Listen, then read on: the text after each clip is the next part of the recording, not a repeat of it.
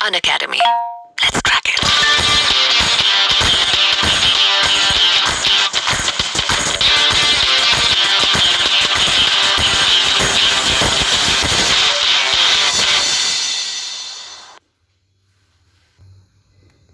Hi friends, मैं आकांक्षा Sharma GK with आकांक्षा में आपका स्वागत करती हूँ। फ्रेंड्स, आज हम भूगोल का प्रश्न पढ़ने वाले हैं। हमारे मुख्य परीक्षा बैंक का बहुत सारे प्रश्न मैं डेली आपके लिए लेके आती हूँ ताकि आपके पास एक अच्छा खासा कलेक्शन हो जाए क्वेश्चंस का। और उन लोगों के लिए स्पेशली जो हमारे नोट्स नहीं ले सकते हैं और जो केवल वीडियो से ही नोट्स बनाते हैं, उन लोगों के लिए स्पेशली मैं ये क्वेश्चन लेके आई हूँ क्योंकि ये बहुत इंपॉर्टेंट क्वेश्चन है और इनके एग्ज़ाम में आने के बहुत ज़्यादा चांसेस हैं और ये पिछले एग्ज़ाम में आ भी चुके हैं।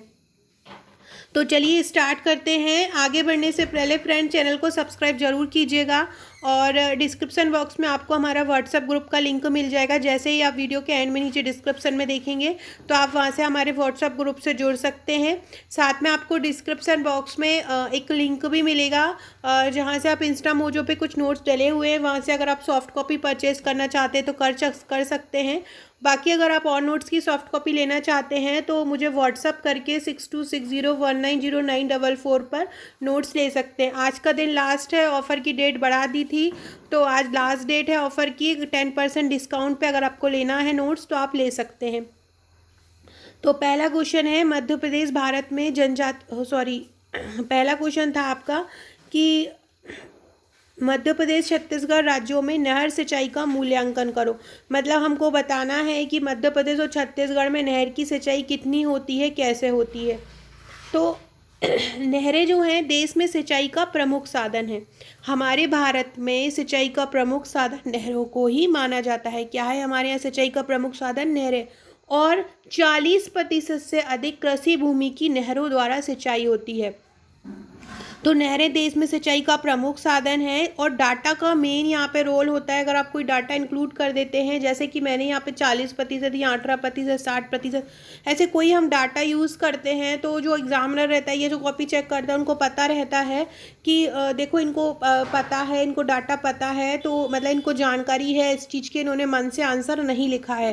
तो वही आपको ये डाटा का मेनली ध्यान रखना है। तो नहरें देश में सिंचाई का प्रमुख साधन है और इससे 40% से अधिक कृषि भूमि की सिंचाई होती है। मध्य प्रदेश में लगभग 18% भूभाग पर नहरों से सिंचाई होती है। पूरे भारत की अगर बात की जाए तो भारत में 40% से अधिक कृषि भूमि की सिंचाई होती है और मध्य प्रदेश में लगभग 18% भाग पर नहरों से सिंचाई होती है।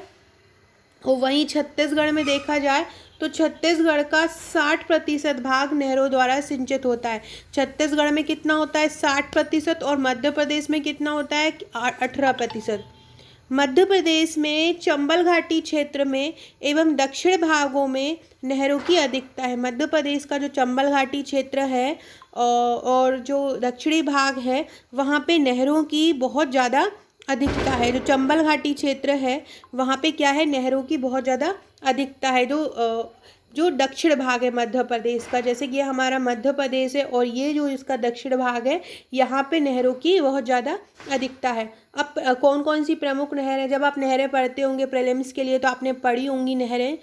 तो बेनगंगा नहर है, चंबल नहर है, तवा नहर है, राजघाट नहर है। तो ये सब नहरें जो निकाली जाती हैं नदियों से, ये स्पेशली सिंचाई के लिए ही निकाली जाती है। छत्तीसगढ़ में महानदी है, हसदेव, बारगो परियोजना आदि नदियां हैं।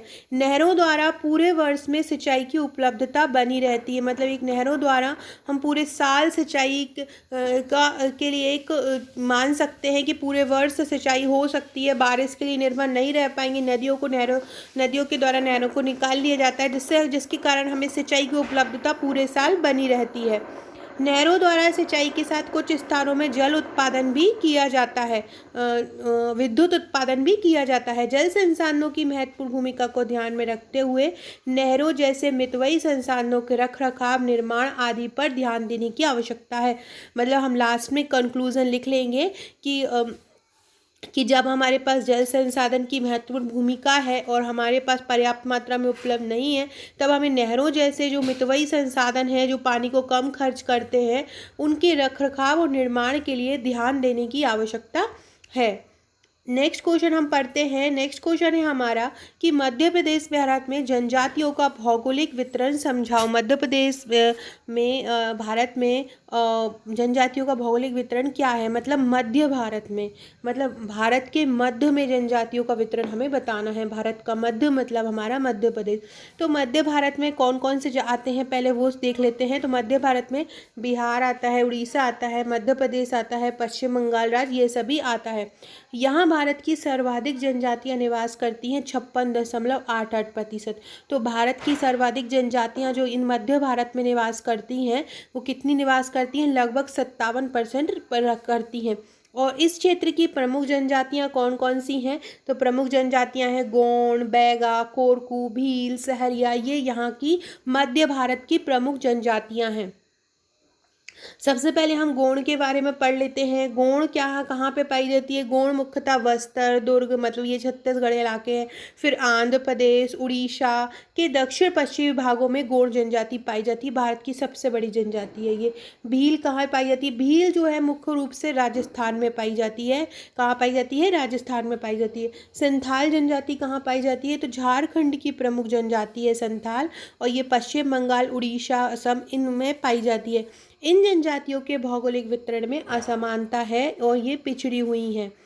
मतलब इनका भौगोलिक वितरण में असमानता से मतलब है कि कहीं पे ये ज़्यादा पाई जाती हैं, कहीं पे नहीं पाई जाती। कोई ऐसा नहीं है कि एक निश्चित जगह पे सभी हों। इनकी स्थिति में सुधार के लिए अनेक प्रयास किए जा रहे हैं ताकि ये समाज की मुख्य धारा में आ सके। तो इस प्रकार से हमने ये आंसर लिखा कि मध्य भारत में जनजातियों का भौगोलिक वितरण समझाओ। अब हम पढ़ते हैं ग्रीवा खंड क्या है। भूगोल का बहुत इंपॉर्टेंट क्वेश्चन है, 2018 के पेपर में ये आया हुआ था।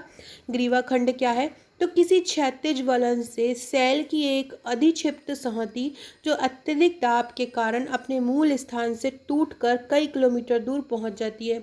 जैसे कि सपोज कीजिए ये चट्टान है, चट्टान का जो क्षैतिज हिस्सा है वलन के कारण, वलन मतलब टूटन के कारण एक अधिक्षिप्त संहति जो इस पर अत्यधिक दाब पड़ता है, और ये हिस्सा जो है, ये हिस्सा जो टूट कर कई किलोमीटर दूर आ जाए। अब ये जो हिस्सा टूटकर यहाँ पे आ गया कई किलोमीटर दूर, ये वाला जो हिस्सा है टूटकर यहाँ आ गया ना, तो ये जो खंड है ये पूरा ग्रीवा है, इसका ये टुकड़ा जो है वो ग्रीवा खंड कहलाएगा।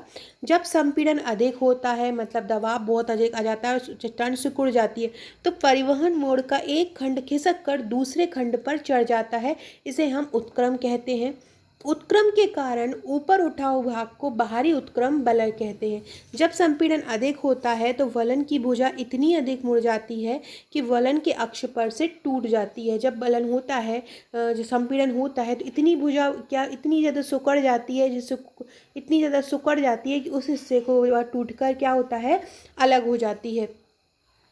वलन के और निचली परत ऊपर की ओर आ जाती है। इस तरह वलन की संरचना उल्टी हो जाती है। जब एक वलन की भुजा उपयुक्त दशाओं से टूटकर दूसरे स्थान पर चली जाती है तो इसे ग्रीवा खंड या कहते हैं। क्या कहते हैं, तो इसे ग्रीवा खंड कहते हैं। तो आपको आया होगा समझ में कि कोई क्षैतिज हिस्सा किसी चट्टान का संपीड़न या अधिक दबाव के कारण पहले एक और झुक जाता है। झुकते झुकते जब उस पर और दबाव पड़ता है तो वो क्या करता है कि अपनी जगह से टूटकर दूसरी जगह पे चला जाता है, और जिस साइज में वो लटक रहा होता है, नीचे झुक रहा होता है, उसी साइज में नीचे आ जाता है। तो ये जो प्रक्रिया है जो उल्टा हो जाता है, जैसे कि कोई चीज़ इस साइड में ऐसे बनी हो और संपीड़न के कारण वो ऐसा हो रहा हो तो वो टूट के उल्टा आ जाता है। तो ये प्रक्रिया जो क्या कहलाती है, ग्रीवा खंड कहलाती है। गर्दन टाइप की रहती है ये, इसलिए इसको ग्रीवा खंड बोलते हैं। सो फ्रेंड्स, ये थे हमारे आज के क्वेश्चन। ये मेरा सॉल्व्ड पेपर है फ्रेंड्स, सॉल्व्ड पेपर का पैकेज है जिसकी सॉफ्ट कॉपी 1000 में, हार्ड कॉपी 2000 में है।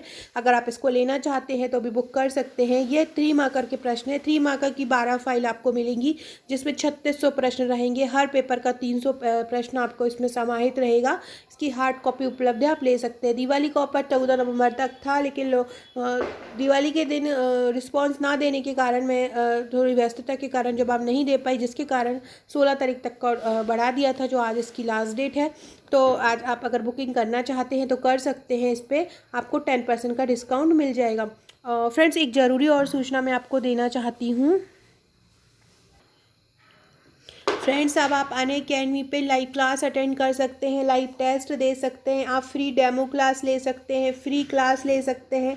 अगर आप प्लस क्लास नहीं लेना चाहते, फ्री क्लास लेना चाहते तो आप वो ले सकते हैं। और अगर आप प्लस सब्सक्रिप्शन लेना चाहते हैं और आप अगर मेरी आईडी का यूज़ करते हैं तो आपको 10% का डिस्काउंट मिलेगा जैसे कि आपका 3 मंथ का कोर्स 4000 रुपीज़ का है। और अगर आप मेरा यू कोड यूज़ करते हैं akansha.gk तो आपको इसमें 10% का डिस्काउंट मिलेगा और ये आपको 3600 रुपये का पड़ेगा। इस प्रकार से आप ये देखिए नवंबर के कुछ कोर्सेज हैं, आप ये देख सकते हैं 3 नवंबर से 25 नवंबर तक यहाँ पे मेंस के, प्रीलिम्स के, MPSI के पूरे कोर्स आपको यहाँ पे दिए गए हैं। इसके अलावा ये वर्चस्व पत्रिका है, ये वर्चस्व पत्रिका जो है इसका नवंबर माह का भी आ चुका है, नवंबर माह का फर्स्ट पार्ट, तो आप ये देख सकते हैं। इसकी लिंक भी आपको डिस्क्रिप्शन में मिल जाएगी। बहुत ही इंपॉर्टेंट करंट अफेयर्स की ये मैगजीन है, ये प्रैक्टिस क्वेश्चन सीरीज़ है। यहाँ पे आपको हज़ारों प्रश्नों का एक कलेक्शन मिल जाएगा जहाँ पे आप अपने वनडे एग्ज़ाम के लिए प्रैक्टिस कर सकते हैं। और वनडे एग्ज़ाम के लिए ऑब्जेक्टिव टाइप क्वेश्चन बहुत इंपॉर्टेंट होते हैं, तो ये आपके लिए बहुत बेनिफिशियल रहेंगे। इसके अलावा free class versus plus class है। जो फ्री क्लास है वहाँ पे लिमिटेड सिलेबस कवर होगा, जबकि प्लस क्लास में कंप्लीट सिलेबस कवर होगा। फ्री क्लास में ओकेशनल प्रैक्टिस सेट होंगे, प्लस क्लास में आपको कितना भी आप प्रैक्टिस सेट लगा सकते हैं। ओकेशनल PDF दी जाएंगी फ्री क्लास में, जबकि आप अगर प्लस क्लास ज्वाइन करते हैं तो आपको अनलिमिटेड PDF दिया जाएगा। इसके बाद फ्री क्लास में आपको लिमिटेड डाउट आप सॉल्यूशन ले सकते हैं, लेकिन आप प्लस क्लास में जितने भी ऑल डाउट है सबको सॉल्व कर सकते हैं।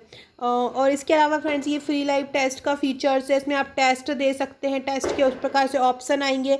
इसके बाद हर टेस्ट के बाद आपको एक मॉक आंसर शीट दी जाएगी। इसके अलावा आप अब जज कर सकते हैं, स्कोर कार्ड दिया जाएगा कि आपकी तैयारी कैसी है।